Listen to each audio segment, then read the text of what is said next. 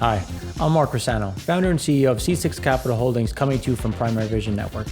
In today's edition of Conversations, we're joined by Chris Tourtellotte to really talk about the real estate market. We're going to look at what's happening on the commercial side, what's really going on in the world based on some of the data we've seen, what's going on. So I'll turn it over to Chris, let him introduce himself, and then we'll get right into a deep conversation. All right, thanks, Mark. Hi, I'm Chris Tourtellotte, a managing director at Latera Development. Latera is a residential and mixed-use developer. We're based in Los Angeles. Over the last few years, we've really grown into one of the most active, if not the most active, residential and mixed-use development companies in Southern California. We have about 3,000 apartment units in some stage of production. So that could mean in entitlements where we're processing approvals or under construction.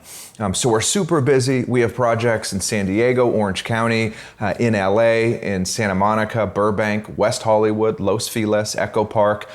So we've got a lot going on. We raise a lot of capital. We've done some interesting things on that side of the house, and we're in interesting times right now. So I'm looking forward to going through that with you. Oh, great. Now, just to kick it off, let's talk about some of the units you currently have. You know, there's always been a lot of talk about people fleeing from the urban setting.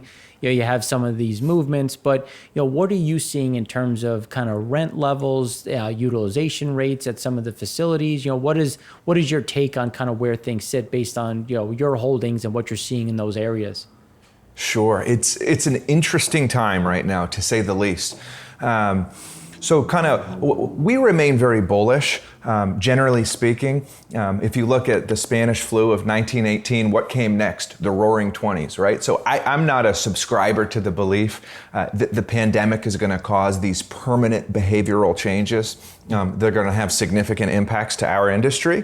When you talk about de-urbanization of people going from cities into the suburbs, we are seeing that right now, particularly in New York City and San Francisco, to a lesser extent in Southern California. I think because here we have a little bit more open space, it's not quite as dense, people aren't getting in elevators, and more importantly, we're not on public transportation, which I think people are fearful of right now. Right. That all being said, I'm a vaccine optimist. I think we'll get a vaccine, late this year, early next, and things will start to return to normal.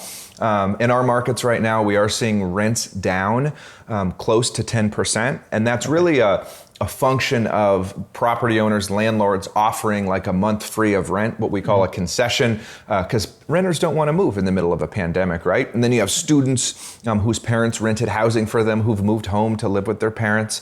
And so that's causing an increase in vacancy rates. But generally speaking, we think we're well poised. The apartment sector, we think, is really well positioned, especially relative to the other kind of food groups. Hospitality, not in great shape. Retail, not in great shape. And office, not in great shape. But industrial and apartments, we feel good about.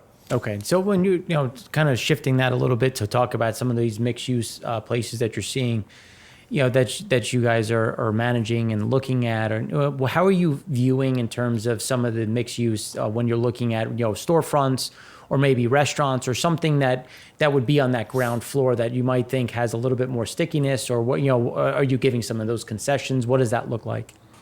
That's a good question. We're in the process now. We're looking at a new deal in West LA, phenomenal location, and there's a ground floor retail component. And our equity partners are asking us, how are you guys looking at that going forward, right? Because right now, you have a record number of businesses effectively, going out of business. Mm-hmm. And so how do we look at that? We look at it a couple of ways. First, I think the fact that in California and other states really around the country, restaurants are now allowed to encroach onto sidewalks and public right-of-ways like streets. So all this outdoor dining, that has been really a lifesaver for restaurants. So we feel good about that space generally. Fitness will come back, right? I mean, I think more people are doing home fitness, but that will come back. Quick service food, restaurants, we think will do really well. And generally, we believe that retail in good locations where there's walkability will do well. It'll take a little time for some of that vacancy to reabsorb once there's a vaccine, but we're optimistic. But we are trying to design our retail space with outdoor seating and outdoor dining and really make it a kind of a lifestyle feel, because I think that will help. Okay. So when you're looking at some of these, you were talking about that you have some things that are either being built and are under construction, or you're looking at, talk a little bit about, we've seen lumber prices explode. We've heard and talked about, lumber shortages, what does lumber look like? And then following that, everyone always likes to talk about California and their green policies. And now you have to have a certain amount of solar, you have to have a certain amount of tie-ins. Kind of go through what does that process look like and how you're trying to overcome some of these hurdles. Sure. California does not make it easy to do business. You're right about that. And we can get into some of that. As it relates to construction costs, it was interesting. Right when the pandemic happened, what we viewed as a silver lining was this thought that construction costs were going to decrease, fairly significantly as a result of all these new projects not moving forward, right? And that's partially true, but you're right. Lumber is one example of a cost that's gone up. In fact, like sawing capacity dropped 40% after COVID. Lumber prices have now gone up 2x since their kind of trough, or like 68% for the year, which is a significant increase. Like I think it went from 260 per thousand board feet to like 580. So it's expensive. And why is that? One, you have these home builders building homes in suburban markets, and a lot of people are buying homes right now. They want more space, and interest rates are really low. We'll probably talk about that later. Mm-hmm. Two is that everybody's doing these home renovations. They're like, all right, we're going to be inside for a while, so people are doing home renovations. And then three, I mentioned these restaurants that are doing these temporary outdoor dining areas and patios, and that's all happening at once all over the country. So that's created an excess demand for lumber. We think that will start to sort of taper off as we move into the winter. But that has been an interesting and unexpected, I think, development. But generally, we do think that construction costs will decrease. A lot of that inventory that's under production now will work its way through the system. And then a lot of folks are unable to capitalize their deals currently. Right. Especially hotels and office. So we'll start to see new supply sort of taper off and costs will come down. Mm-hmm. Kind of to your second question, it is difficult to do business in California for a variety of reasons. The sustainability element does add some cost, and we're happy to do it. We believe in sustainable development. But cities are, in California, they impose heavy fees, whether it's park fees, school fees, things of that nature, and they have affordability requirements, right, in the projects, which is good. We think we need more affordable housing. But there's the balance between what cities are trying to extract from you and what you can do economically to make a project work, right? And I think people don't often realize that. They think we're sort of rich, greedy developers. But the reality is we take a lot of risk and we're trying to make these projects work. And so there's a give and take, but I think the public just doesn't quite understand that in some cases. With regards to sustainability, California does have something called Cal Green, which is the minimum standard, which includes a certain amount of EV parking, solar panels like you just mentioned, and some other sustainable features. We go above and beyond. We have 573 apartments we're building now in Burbank, directly adjacent to a transit center. That'll be LEED Gold. That's one example of our going above and beyond. But I think sustainable development is a good thing, but just generally speaking, the state of California makes it difficult to do business here, and it's getting worse. Right. Now, when you talk about some of the EV and some of the other adoptions, when you're looking at building these apartments, what is the tax on the electrical grid? I mean, when we look at, we've had rolling blackouts, or at least conversations, or it's been in the news about rolling blackouts. Are there ways that you've either worked with some of these cities to try to alleviate these problems, or what are some of the things that are being done to try to help adjust? Because like you said, people need housing, people need affordable housing. So you're going to keep building, but at the same time, by building, you're tying into the grid, but it's, you need wireline, you need power generations. What are some of the things that are happening along those lines? Yeah, you're right. We are in a housing crisis across the state of California, and the only way to solve that is with more housing. Mm-hmm. As it relates to power, I mean, really solar panels, I think that helps alleviate some of the strain on the grid. There are other sustainable design features with regards to like film on windows, to help keep out some of that heat. But EV is interesting, right? Because on the one hand, you're reducing carbon emissions, which is great. On the other hand, you are taxing the system. So I think building housing near transit, to the extent you can build near transit stops, I think cities should give more incentives for more height, to get more density near transit. Then you get people on transit systems. That I think will help get cars off the road, whether electric or gas. So, those are some of the things that we think about. But you're right. I mean, California right now, it gets hot out, people turn on their AC and there's rolling blackouts across the state, right? So that's an issue. Now, when you made a great point about the affordability and the affordable housing and how you kind of marry the two, is it something where you have to have a certain percentage that has a cap on rent? Is it something where you'll have one building that will kind of fill that requirement, and you're going to build things like, say, hey guys, like I'm going to build 2 buildings. One of them I'll meet your standards, and the other one will be a more, let's just say, you have more high-end equipment, high-end things that will, then the net project will work. One of them might be a break even. The other one is going to be where you make your margin. Is there something like that, or is it a percentage within the building? How does that work when you're looking at units and kind of pricing out these projects? Sure. So it's different from city to city, but a law was passed, AB 1505, which allows local jurisdictions to impose affordable requirements, even if you're not asking for some other incentive. So as an example, in Burbank, we're building, as I said, 573 units, 69 are affordable.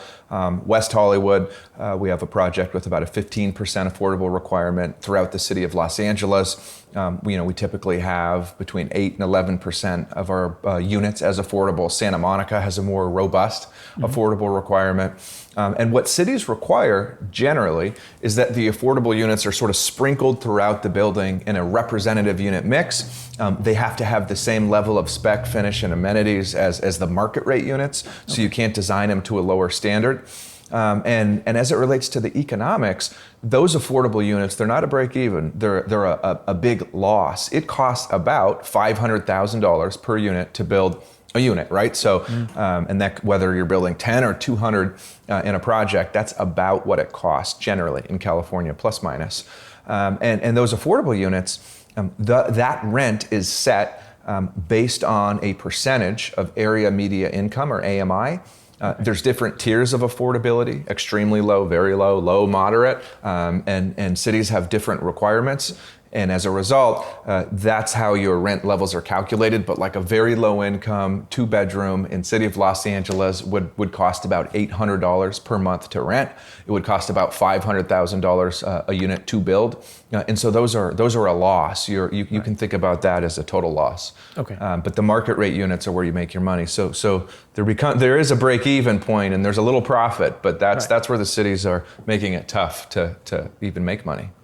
Okay. Yeah, that's interesting when you think about the kind of walking that line and balancing that out. And is there a way to, when you're looking at some of these different projects, how much does that weigh into, like you talked about, you're in several different cities throughout, Southern California and a lot of those areas. Are there areas that you'll avoid because, look, there's just too onerous. Like I can't go in there, I can't operate. And when you're looking at maybe moving outside of California, not that you are, or if you are, is there an opportunity that you've seen in terms of kind of taking what you know here and, looking abroad or looking into other areas?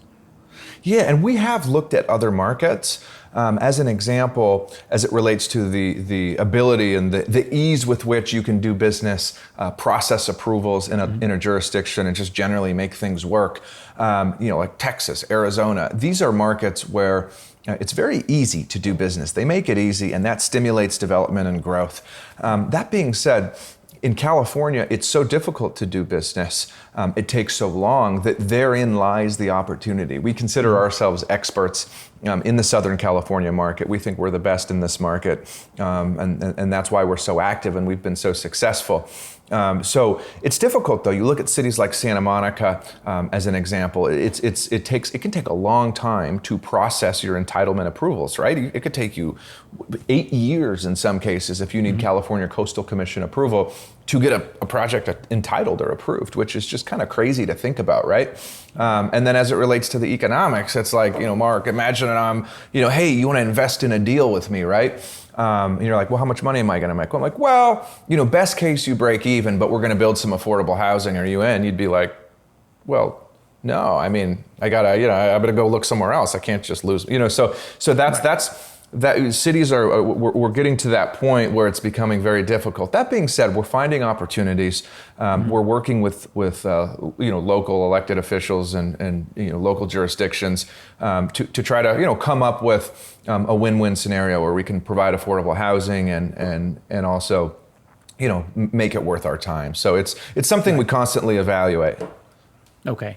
Now that kind of leads into some of the investment opportunities that you've talked about with fundraising and going through that, and we know that there's a lot of uncertainty about inflation, about what the central banks are doing with low rates, and what is a better hedge against inflation than a hard asset. So, can you kind of walk through some of the things that you've seen, some maybe new entrants in terms of money that you've been able to raise of people that typically haven't been there in the past, and now that all of a sudden you're starting to see kind of a new type of investor entering because they're looking to diversify their own portfolios?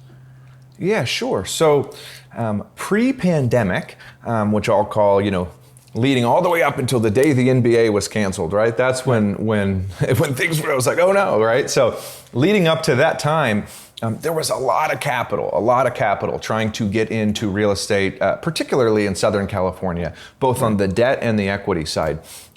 When the NBA was canceled, like the next day, it was like a light switch, it like turned to the off position, right? People were like, hold on, what's going on? And slowly now it's like a dimmer switch and things are sort of turning back on again, right? The faucet's opening up and capital is available. Right. One thing to keep in mind right now, if you look at like the S&L crisis, you look at the dot-com bubble, you look at the Great Recession, what happened in those times? There was no liquidity, right? People wanted to do deals. There was just no capital available. Now, today, there's billions and billions of dollars on the sideline. Apollo, Blackstone, Ares. There's a long list. These groups are raising billions of dollars to capitalize on the distress, right? You have all these people looking for distress. There's so much capital on the sidelines. It makes you wonder, where will the distress be? Today, we've been successful. Post-pandemic, we had a really special closing with a big pension fund out of Canada, and we secured a commitment for $250 million for a build-to-core venture in Southern California, which was really exciting for us, something we spent a lot of time working on, and they're just a phenomenal group, and so we're honored, and we think we're going to do really well. That's, I'd say, a little more rare post-pandemic. What we're seeing right now is a lot of kind of opportunistic capital looking for distress, looking to enter the market, but there's a lot of capital. So you'll see these fund managers, right? Like, Goldman Sachs, as an example, Morgan Stanley, Prudential, Clarion, they have funds, and their investors are pension funds and sovereign wealth funds, and then they manage those funds and they go look for deals for guys like us. We synced up directly with a pension fund in this instance, which was great.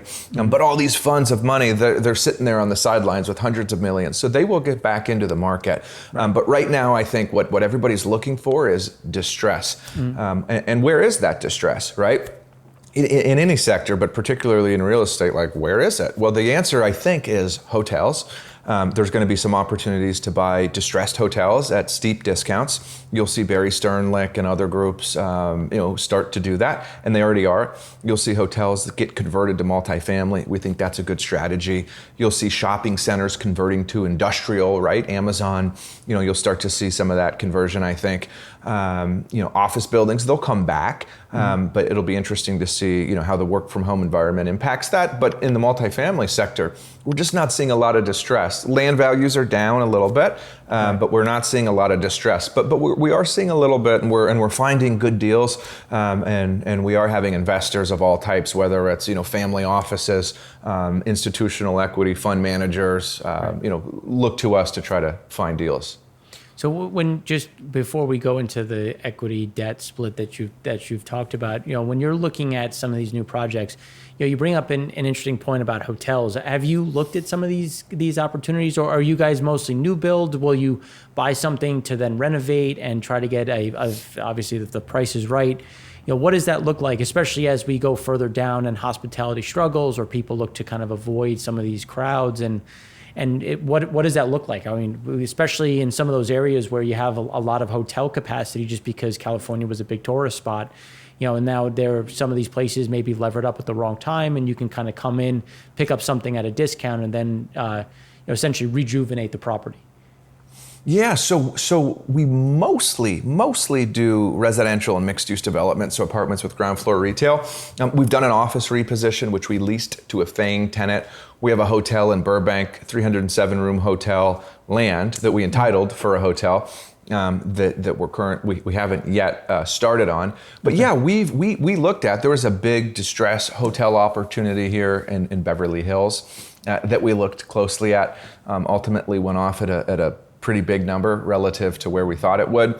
But we are looking, and I think an interesting strategy is one where you acquire a shuttered or closed hotel and convert the rooms, especially if they're extended stay and they have kitchens and things, convert that to residential housing in good locations.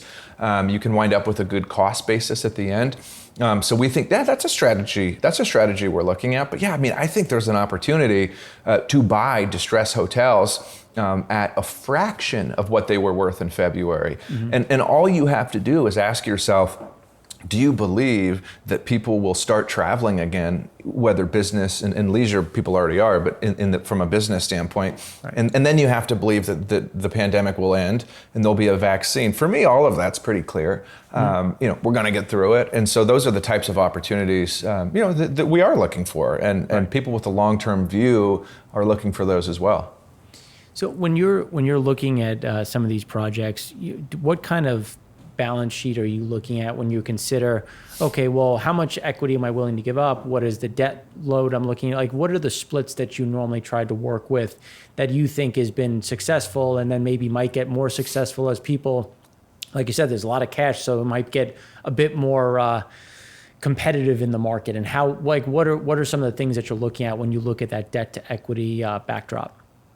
Sure. So if we're building a ground up construction project, let's say the total project costs are about $100 million, which wouldn't be crazy, then that could be a 200 unit deal, $500,000 a unit, for example. In that instance, we'd get a 55 to 60% loan to cost loan, which is 55 to 60 million. From there, we'll bring in an equity partner for the balance, call that 40 million.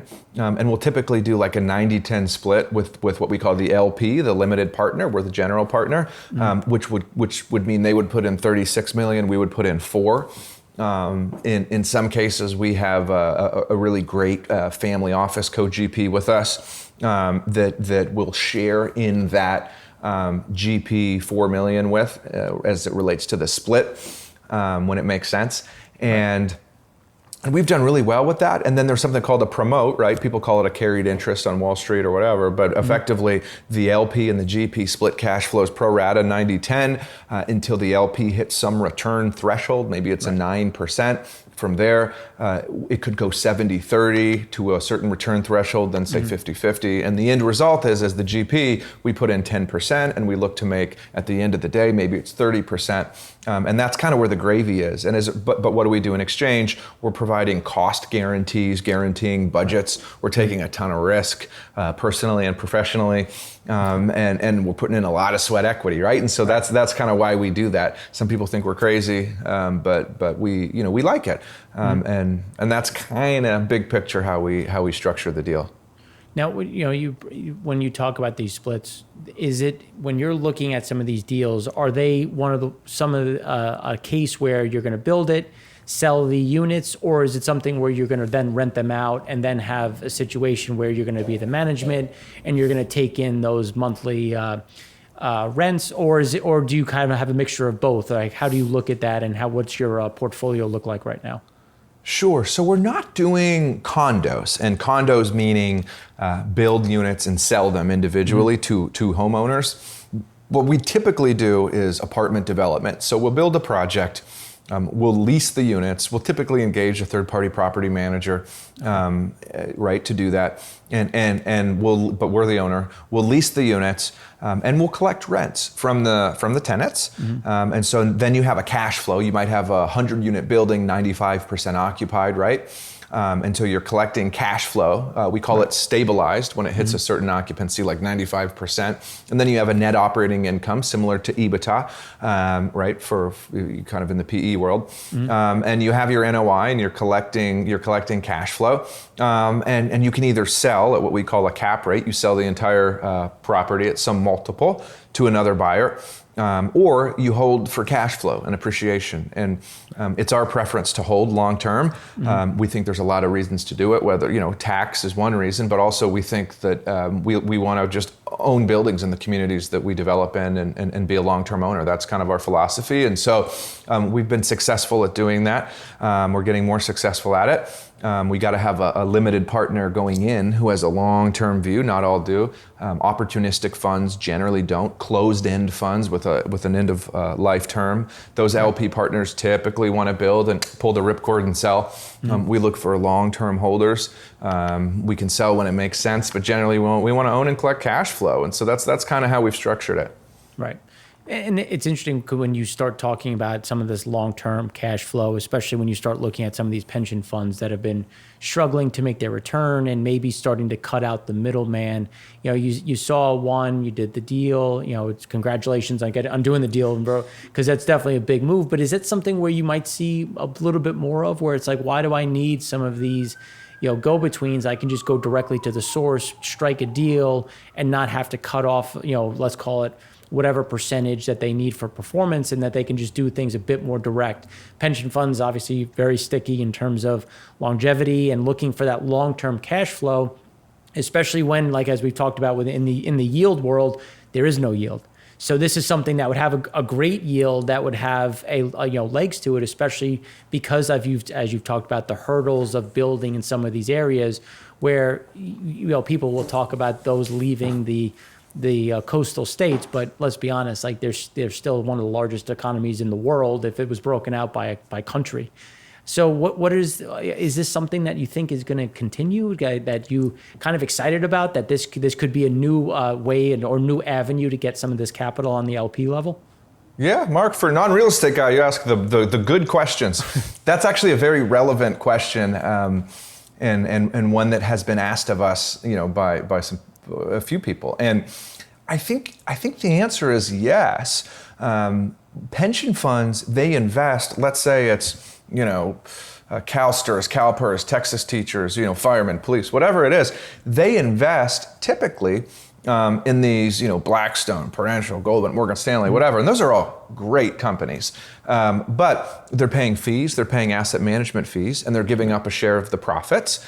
And so why not do direct investing, right? Go find the sponsor, the developer, and do a direct deal and enhance your returns, right? The pension fund would need to have a staff, a team that understood how to evaluate opportunities and sponsors and markets, right? And we're starting to see pension funds create these teams of investment in real estate professionals, or they use a consultant. And what they're doing is they're looking for local sponsors that they can form a partnership with and have a long-term horizon and partnership with that local group. So the answer is we're starting to see that happen. And I think you're going to see more and more capital shift away from going into these funds and more into these direct deals. I think we're going to see that happen to an extent. And then there's groups that are just like, look, we're managing this pension fund. We don't have time, resources, right, capacity to, invest in real estate. We're gonna just go to this fund, let them do it. They've done well for us, before, and so you'll see a lot of that too. But I think that shift will take place to an extent. Yeah, and especially when you start looking at some of these family offices, and it's definitely an interesting time as you're. Let's just be fair, you're starved for yield. So you're just trying to find yield wherever you can that has, and then you look at this uncertainty with inflation. It's like, well, what is going to happen with inflation? I'm you're building some of these things that are 15, 20, 30-year assets, and you have to consider, well, what is inflation going to be 5 years from now based on how things have shifted? And you want to get some of that protection, because not only do you get cash flow, which you could say gets discounted back because of inflation, but at the same time, assets going to be worth more. So you kind of get both sides of the equation, which is always nice when you own a piece of the rock, if you will.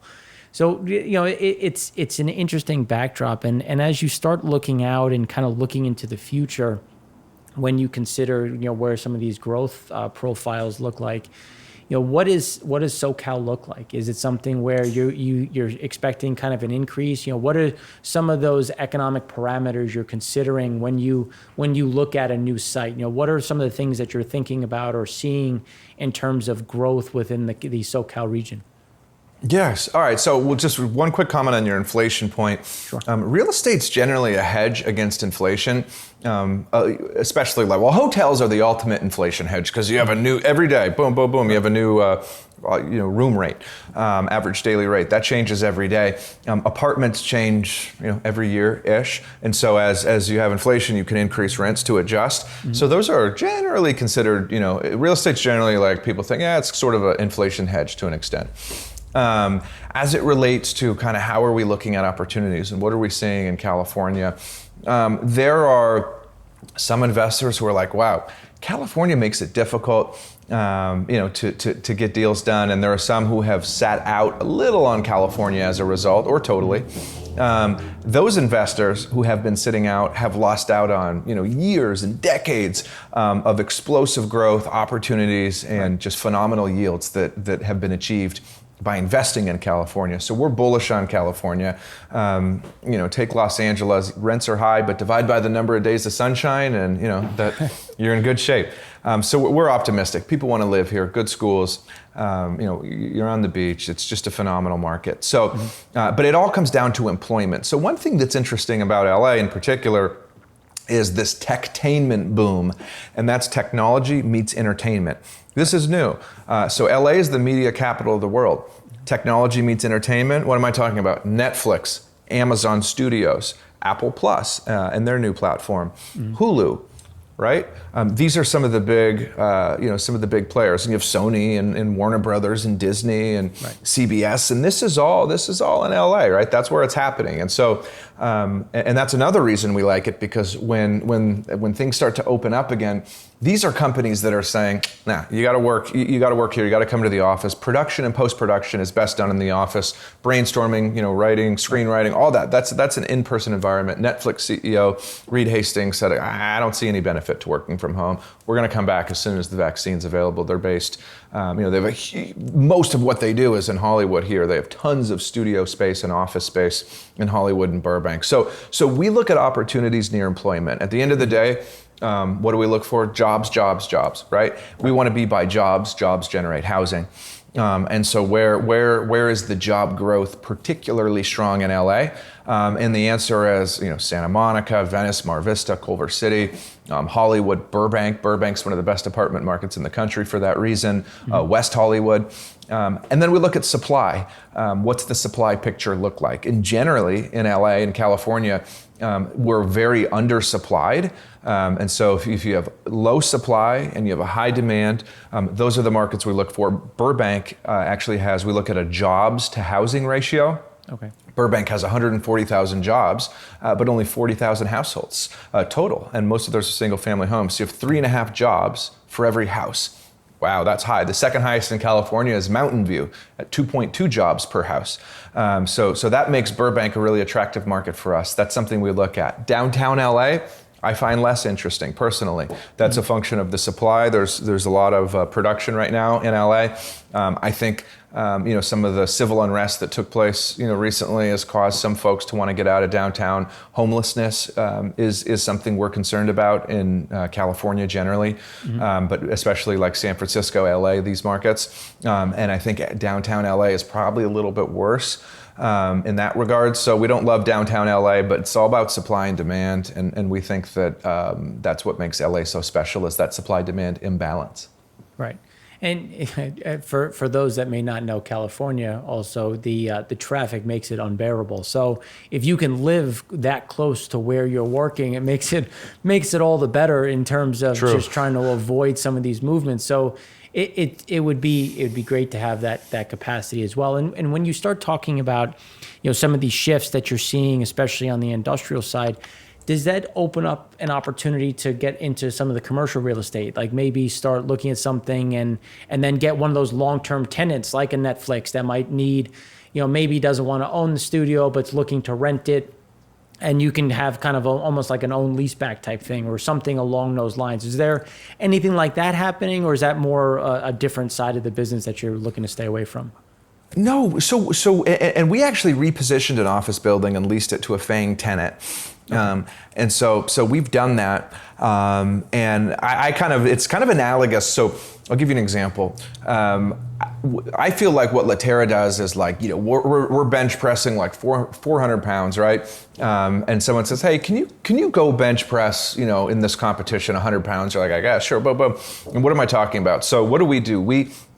We're doing urban infill development in Santa Monica, getting project approvals, entitlements through the city of Santa Monica, working with those neighborhood groups, and then building small underground parking garages, right? Mm-hmm. Dense cranes, shutting down streets. I mean, that's an extraordinarily difficult process, or what I'll call a heavy lift. What's an easy lift? Going to the inland, easier. It's a specialty focus, and these people are smart and doing good things, but I think it's easier to go to the Inland Empire and entitle a piece of dirt and an industrial building, a sort of 4 walls, right? And lease that to a tenant like Amazon. To me, that just is a easier lift. You're getting less pushback from local jurisdictions in the community, and you don't have issues regarding rents and ballot measures that could impact rents. It's in some ways it's compelling. The little things. And now, when you talk about finding some of that spare space, is there a lot left that could be developed or at least repurposed into that industrial zone? Yeah, we have. So in one of the best industrial markets in the country, one of the best, is what we call the Inland Empire, right? Riverside, Ontario, just sort of east of LA, because you have so many containers coming into the Port of LA and the Port of Long Beach, two very, very busy ports. These are goods that come in from China, generally. Right. They are then shipped to these logistical distribution centers and storage areas within the Inland Empire. So that's very strong, because then they can go out to the rest of the country. Also, the Inland Empire can act as storage for inventory for greater Southern California. E-commerce during the pandemic has exploded, right? And so that has driven demand for industrial space. In particular, companies are wanting to be able to quickly deliver goods to people, within a day, right? And so in order to do that, you got to have these facilities everywhere within, a short drive of every major city. But SoCal is a big hub, and so that Inland Empire industrial market is really hot right now. Okay.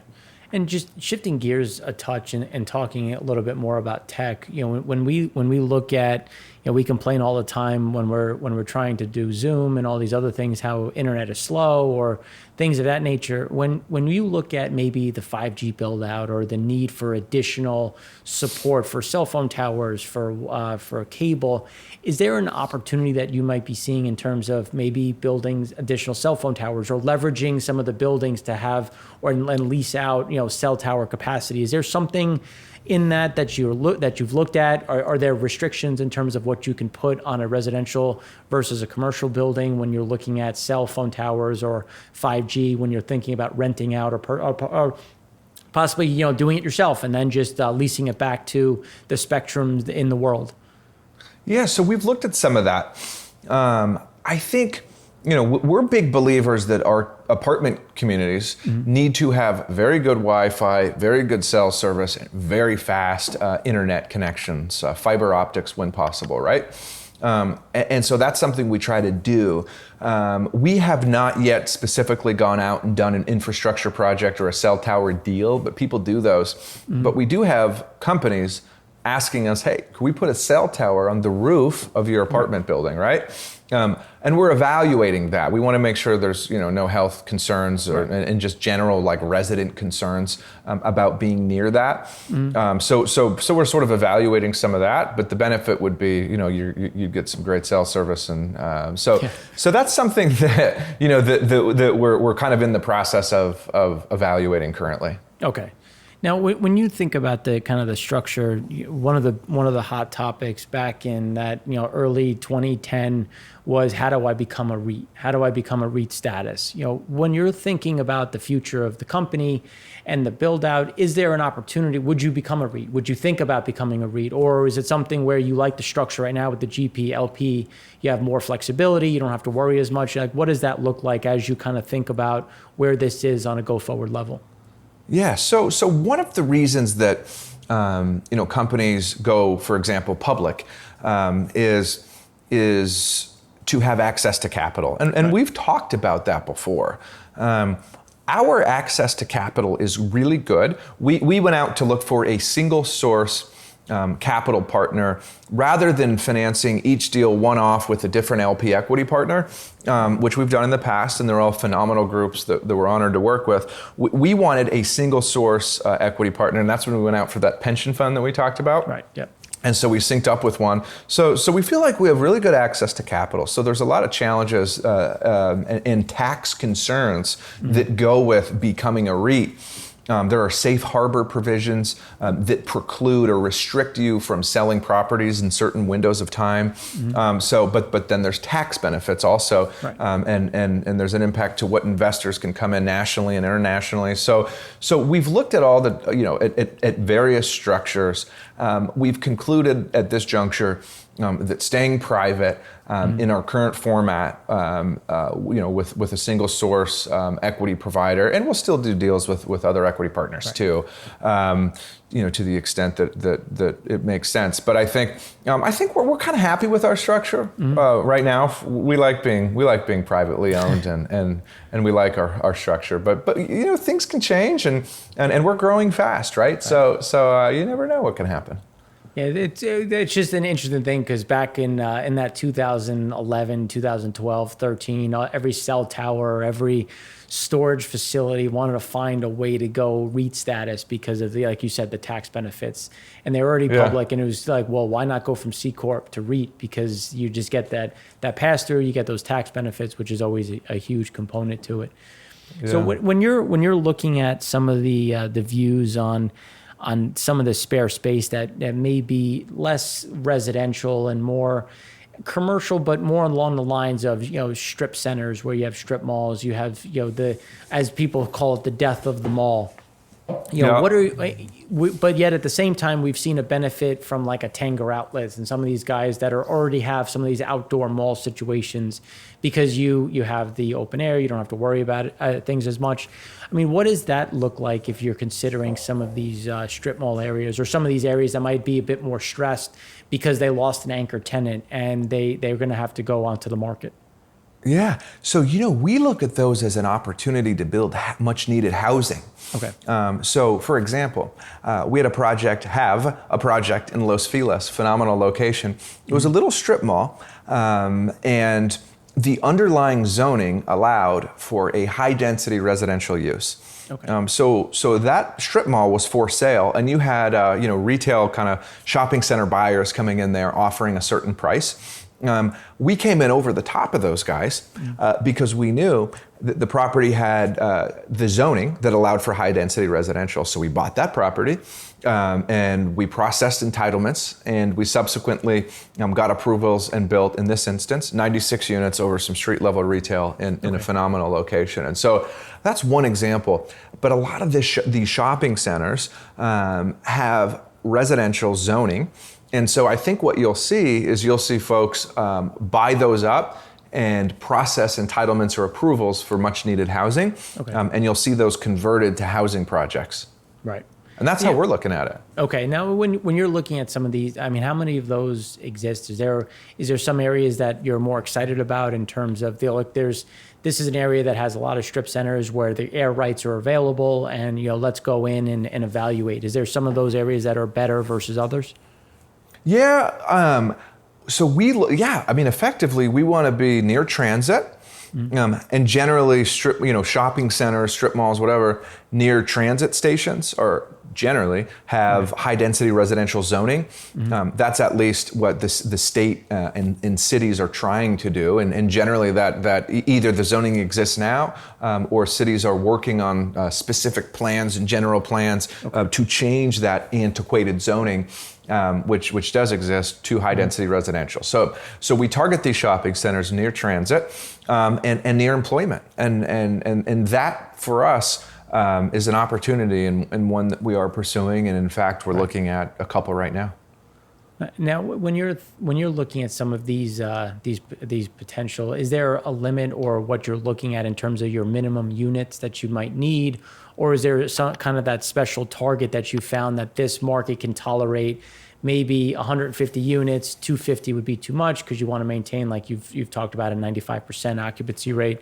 How do you start to look at with the units that you might consider? Is it that jobs ratio? Is it something that is a bit more profound in terms of ways to find that magic recipe?